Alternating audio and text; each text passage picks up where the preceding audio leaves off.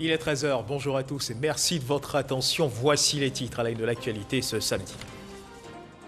Le président de la République, son Excellence Alassane Ouattara, a accordé une audience au président directeur général d'un géant italien de l'hydrocarbure qui vient de découvrir un important gisement de pétrole et de gaz au large des côtes ivoiriennes.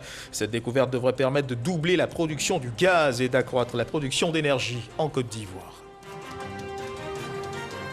Ouverture à Abu Dhabi dans les Émirats Arabes Unis de la 14e édition de la World Policy Conference. Ces assises portent sur les politiques économiques pratiquées dans le monde. Le Premier ministre Patrick Hachi s'y trouve depuis hier. Il représente le président Alassane Ouattara à ces assises. On en parle également dans cette édition. Et puis voici 4 ans qu'a été instaurée l'opération Grand Ménage. 4 ans après son instauration, quel bilan? Le ministère de l'Assainissement et de la Salubrité a organisé un atelier pour mener la réflexion sur la question et envisager de nouvelles solutions pour une prise de conscience plus effective de la nécessité de maintenir propre le cadre de vie. Voilà pour l'essentiel. Oui, bonjour à tous et merci de nous rejoindre. Un important gisement de pétrole et de gaz vient d'être découvert au large des côtes ivoiriennes par le géant italien de l'hydrocarbure Eni. Quelle perspective d'exploitation offre ce gisement pour le développement de la Côte d'Ivoire? Sur ce sujet, le président de la République, Alassane Ouattara, a accordé une audience au président directeur général de ce géant italien de l'hydrocarbure, une audience qui s'est tenue au palais présidentiel. Viviane Haïma. Si le forage exploratoire effectué au large des côtes ivoiriennes par la société Eni, le géant italien des hydrocarbures, a permis la découverte récemment d'un très grand gisement pétrolier et gazier, la place est désormais aux études techniques et à l'investissement qui vont permettre l'exploitation effective du gisement. Ce vendredi 1er octobre, le président de la République Alassane Ouattara a reçu au palais présidentiel le président directeur général de la société Eni pour s'entretenir de toutes ces questions. Ces échanges ont fait ressortir le formidable impact que cette exploitation pétrolière et gazière pourrait avoir sur le développement du secteur pétrolier en Côte d'Ivoire. On a parlé de développer une façon efficace et rapide pour pouvoir porter des retours matériels au pays. Des retours matériels au pays, pas seulement en termes de pétrole, du gaz, de l'énergie, mais en train du poste de travail et développer le contenu local, les sociétés, les petites sociétés. Donc, regarder à ce développement comme une opportunité pour développer le pays, pas seulement dans l'énergie, mais dans les compétences, dans la formation des cadres. On a parlé aussi de développer ces gisements en réduisant les émissions de CO2. Notre but, c'est d'avoir un projet qui, à la fin, va produire du pétrole et du gaz sans émissions primaires. Et aussi avoir la possibilité de lier à ces projets le développement de l'énergie solaire et la conservation des forêts primaires et secondaires. Les réserves de l'important gisement pétrolier et gazier découvert au large des côtes ivoiriennes sont estimées entre 1,5 et 2 milliards de barils de pétrole brut et entre 1800 et 2400 milliards pieds cubes en volume de gaz naturel.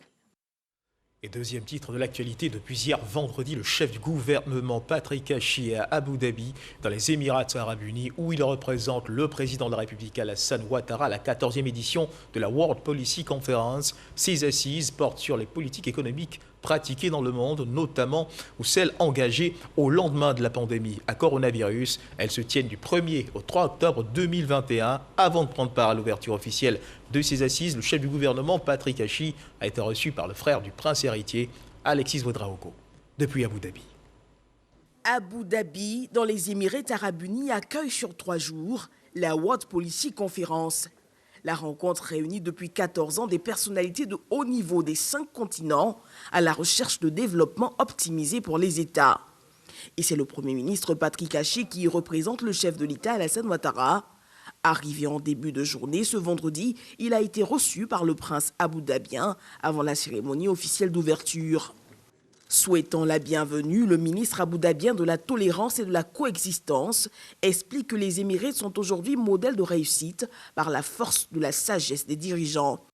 Ce sera notre sagesse qui nous permettra la coopération, la créativité, la compréhension et le soutien mutuel qui nous permettra de faire face aux défis que pose la pandémie de Covid-19.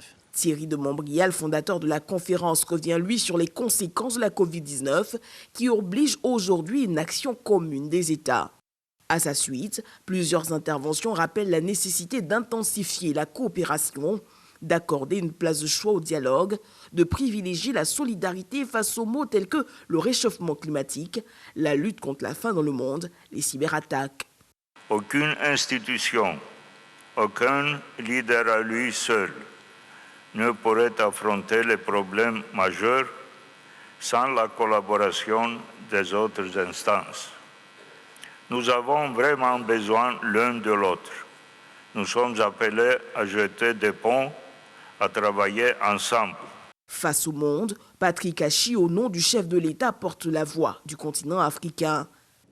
En quelques mois, la pandémie a en effet interrompu une dynamique de croissance qui s'était installée depuis plus d'un quart de siècle, désorganisé les chaînes de valeur et provoqué une recrudescence profonde des inégalités. L'Afrique ne dispose pas aujourd'hui des armes nécessaires pour triompher seule. Certes, beaucoup a été fait. Suspension du service de la dette par le G20 pour certains pays, aide financière exceptionnelle du Fonds monétaire international et de la Banque mondiale, ou programme COVAX pour la vaccination. Mais cela sera-t-il réellement suffisant? Nous ne le pensons pas. Et face à ce tableau, des solutions résumées en 3 points. La première transformation, mesdames et messieurs, est celle du financement de nos économies. Il faut donc à tout prix mettre et permettre aux pays africains d'accéder à des ressources de grande ampleur et à faible coût, pour leur permettre d'investir dans les secteurs sociaux et les infrastructures. C'est pourquoi l'enjeu actuel autour des DTS du Fonds monétaire international, porté par le sommet de Paris, est fondamental. La seconde transformation vise à faire du développement du secteur privé une priorité absolue, une urgence nationale. C'est dans ce contexte que s'inscrit la vision Côte d'Ivoire 2030, consacrée par le projet de société Côte d'Ivoire solidaire du président de la République, son Excellence Alassane Ouattara, et qui vise à doubler à nouveau notre PIB par habitant en 10 ans, réduire de moitié notre pauvreté en suivant la dynamique initiée depuis 9 ans, faire progresser notre espérance de vie de 10 ans et donc créer également ces 8 millions d'emplois supplémentaires.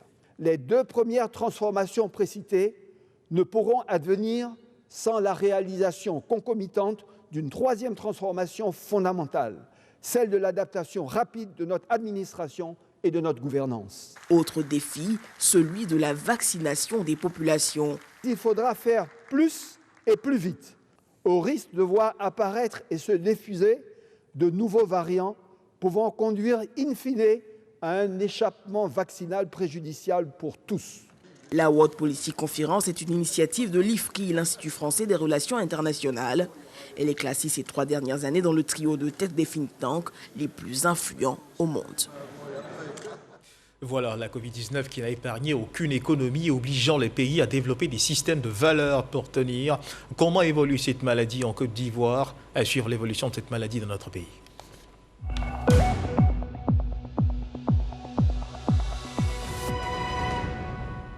Le ministère de la Santé et de l'Hygiène publique et de la couverture maladie universelle a enregistré hier vendredi 1er octobre 2021 82 nouveaux cas de Covid-19 sur 3238 échantillons prélevés, soit 2,5% de cas positifs, 121 guéris et 7 décès. À la date du 1er octobre 2021, la Côte d'Ivoire, notre pays, compte donc 60 335 cas confirmés, dont 58 116 personnes guéries, 631 décès et 1588 cas actifs. Le nombre total d'échantillons est de 1 19 662. Le 30 septembre, 57 633 doses de vaccins ont été administrées, soit un total de 2 200 961 doses du 1er mars au 30 septembre. Le ministre de la Santé et de l'Hygiène publique de la couverture maladie universelle invite toutes les personnes de plus de 18 ans à se faire vacciner dans les centres de vaccination. La vaccination contre la Covid-19, qui, rappelons-le, est gratuite et volontaire. Et justement, la campagne de vaccination, comment évolue-t-elle? Comment les populations réagissent à l'appel à la vaccination? Des questions abordées par le professeur Joseph Beignet-Bibro, directeur de l'INHP, hier au journal de 20h, présenté par Fatou Fofana, un extrait de son intervention. Alors, à la date d'aujourd'hui, je peux vous dire que nous en sommes à 2 200 971 doses que nous avons administrées depuis le 1er mars 2021. Nous pensons qu'avec la cadence actuelle, nous pouvons facilement rattraper le retard que nous avons accusé. Parce que, figurez-vous, nous en sommes à 57 000 doses administrées. Ce n'est pas loin de 60 000 qui nous sont précisés comme objectif par jour. Aujourd'hui, nous en sommes à 60 000 doses par jour et cela est dû à l'engagement de nos autorités qui ont mis à notre disposition les vaccins. Aujourd'hui, nous avons en stock 2 500 000 vaccins qui sont en stock, sans compter les 2 millions que nous avons déjà administrés. Ensuite, c'est dû aussi à cette stratégie d'intensification de M. le ministre de la Santé qui a voulu que nous allions dans tous les hameaux, dans tous les villages, enfin dans toutes les zones où il y a le public pour pouvoir vacciner la population. Et ça a permis aussi bien à Abidjan qu'à l'intérieur du pays où nous avons au total 400 sites de vaccination. Je demande à ceux qui sont encore hésitants, il faut venir. Et tout ce qui se raconte, vous avez constaté, toutes ces rumeurs, ce n'est pas fondé. Il faut écouter le gouvernement qui a mis à la disposition des populations suffisamment de vaccins, le gouvernement qui est préoccupé par la santé de nos populations. Parler de santé dans ce journal, une autre maladie contre laquelle la lutte est engagée, le cancer du sein, en ce mois d'octobre baptisé Octobre Rose, parce que dédié à la lutte contre cette maladie, la sensibilisation s'organise. L'initiative est du Centre national d'oncologie médicale et de radiothérapie Alassane Ouattara. Tout au long de ce mois d'octobre, les populations pourront se faire dépister gratuitement dans les locaux du CNRAO, 6 à Cocody, non loin du CHU. Salima Toudia. J'ai le cancer du sein, et alors ? À travers ce thème choisi, les patientes du Centre national d'oncologie médicale et de radiothérapie Alassane Ouattara, atteintes du cancer de sein, veulent encourager la population féminine à se faire diagnostiquer. Le cancer se guérit s'il est assez tôt pris en charge, a expliqué le professeur Didi Kouko Koulibaly au public venu assister à la cérémonie de lancement des activités du centre en ce mois d'Octobre Rose. La priorité, c'est le dépistage. Donc nous, à partir du 1er octobre jusqu'au 31 octobre, toute femme qui voudra faire son dépistage, qui va venir ici, les consultations sont gratuites au lieu de 8 000 francs. En termes de sensibilisation également, on a jeudi, à la demande des patientes suivies au centre, une conférence grand public en ligne à partir de la page Facebook du centre. Le gouvernement se tient aux côtés des populations pour faciliter l'accessibilité aux diagnostics et traitements. Le ministre de la Santé a invité à une synergie d'action pour la lutte contre le cancer. Notre objectif est d'étendre la gratuité à tous les médicaments anticancéreux. Nous avons le devoir de vaincre le cancer et dire aux autres, à tous ceux qui nous entendent, que le cancer n'est pas une fatalité en Côte d'Ivoire, mais plutôt une maladie chronique avec laquelle une vie sociale correcte est possible. Je voudrais donc en ce jour du lancement des activités d'Octobre Rose 2021 au centre CNRAO, lancer un appel à tous les acteurs de la lutte contre le cancer en Côte d'Ivoire, à prendre la décision de travailler dans un esprit d'équipe et non plus dans un esprit de groupe. Le CNRAO, centre public ouvert depuis 2018, a pris en charge 1076 patientes du cancer du sein, dont 29% sont arrivées au stade 4 de la maladie. Et parlons à présent de ce concours de beauté qui sort du carcan de ce que l'on a pour habitude de voir. La deuxième édition du concours de beauté 100% digital Miss 2.0 a été lancée au cours d'une conférence de presse. Les organisateurs ont exposé les grandes lignes de cette édition qui se veut un événement consacré à l'intelligence féminine, valoriser la femme à travers ses qualités, ses compétences, son engagement pour la communauté et son leadership. Tels sont les objectifs visés par le concours Miss 2.0. Walter Amadou Ouattara.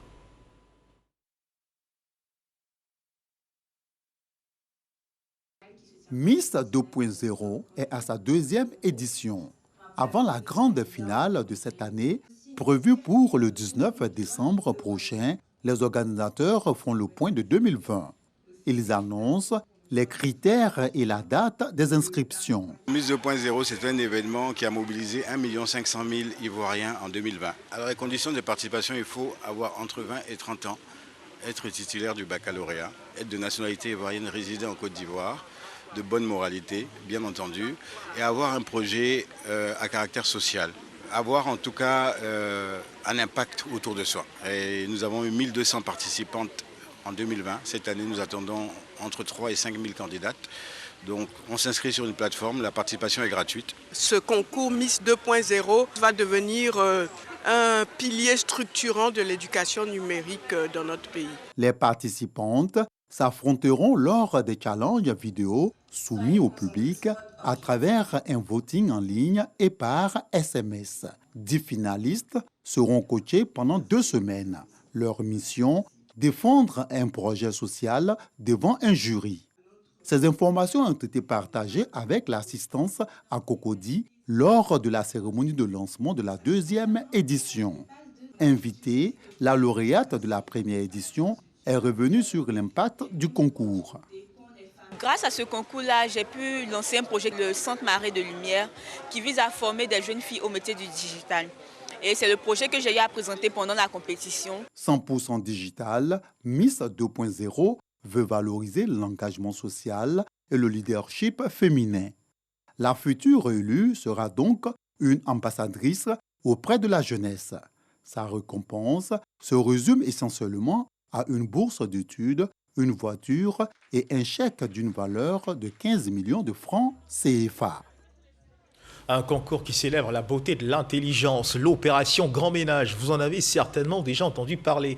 Voici 4 ans qu'elle a été instaurée, c'était en mars 2017 pour être plus précis. Une opération qui se donne pour objectif de nettoyer les rues des communes et villes de Côte d'Ivoire. 4 ans après son instauration, quel bilan? Le ministère de l'Assainissement et de la Salubrité a organisé un atelier pour mener la réflexion et envisager de nouvelles solutions pour une prise de conscience plus effective de la nécessité de maintenir propre le cadre de vie.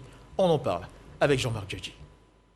Commune de Cocody, des rues débarrassées des ordures, des sacs et des fûts poubelles disposés par endroits. Un décor visible dans plusieurs communes du district d'Abidjan et dans certaines villes de l'intérieur du pays. Un environnement sain grâce à l'opération Grand Ménage initiée en mars 2017 par le gouvernement. 4 ans après, un atelier initié par le ministère de l'Assainissement et de la Salubrité dresse le bilan de l'opération. On a fait des opérations dans beaucoup de communes, beaucoup de quartiers.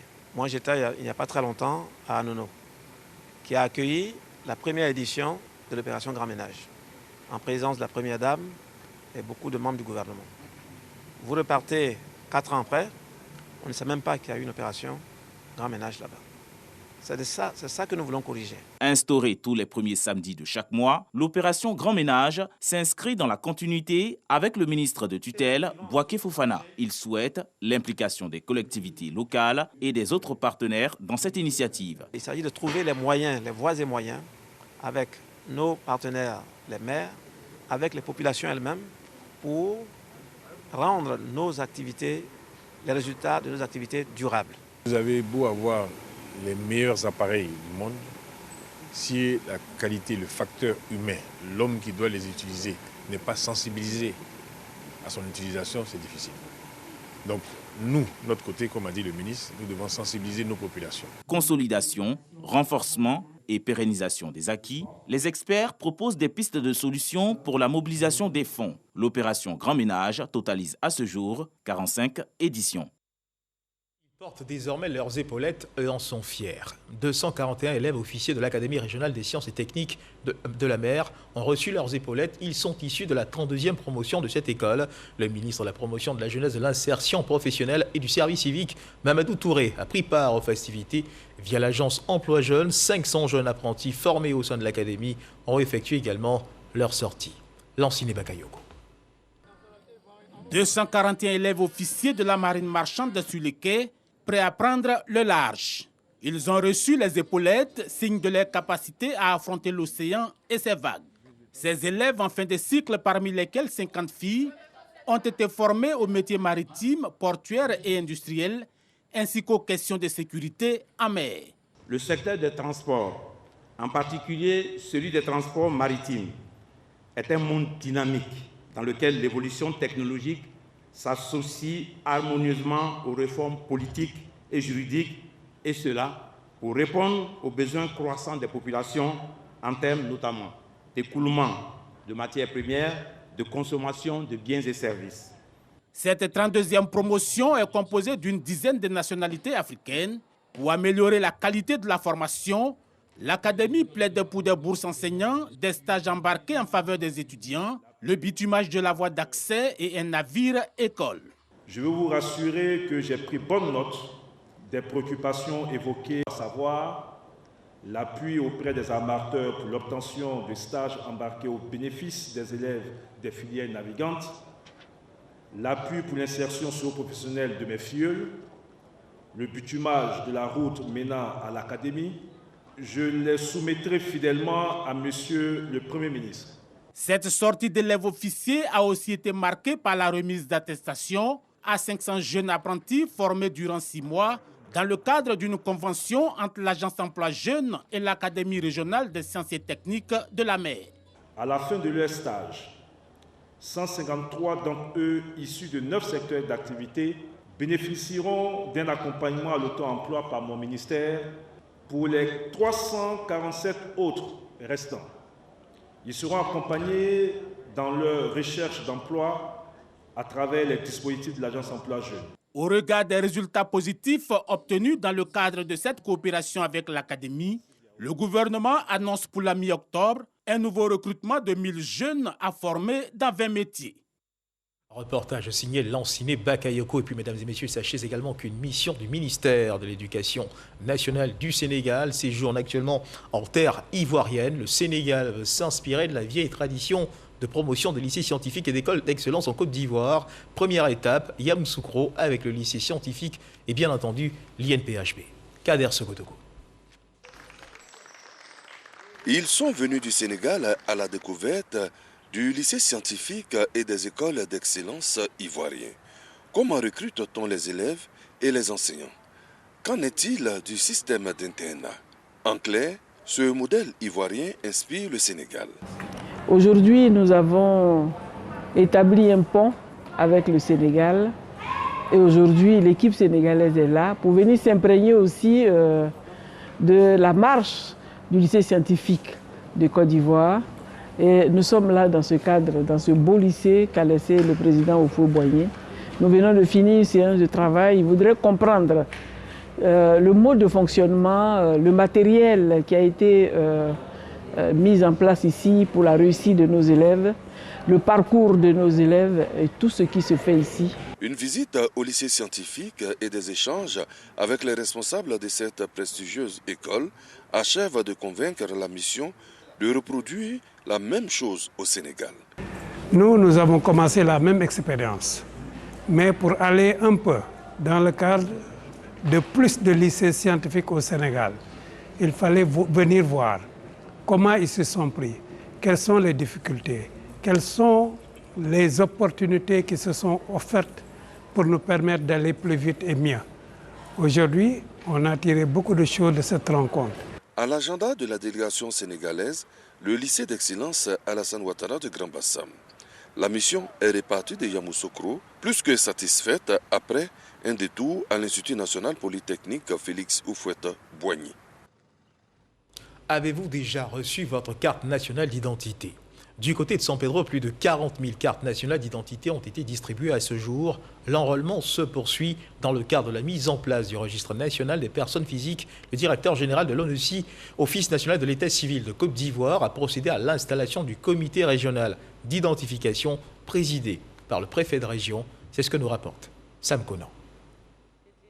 Vraiment, je suis très contente aujourd'hui parce que ça fait déjà plusieurs fois que je viens, il n'est pas ma carte. Et aujourd'hui, je suis soulagée. Je suis contente parce qu'il y a très longtemps, j'attendais. On y est reçu aujourd'hui, je suis très contente.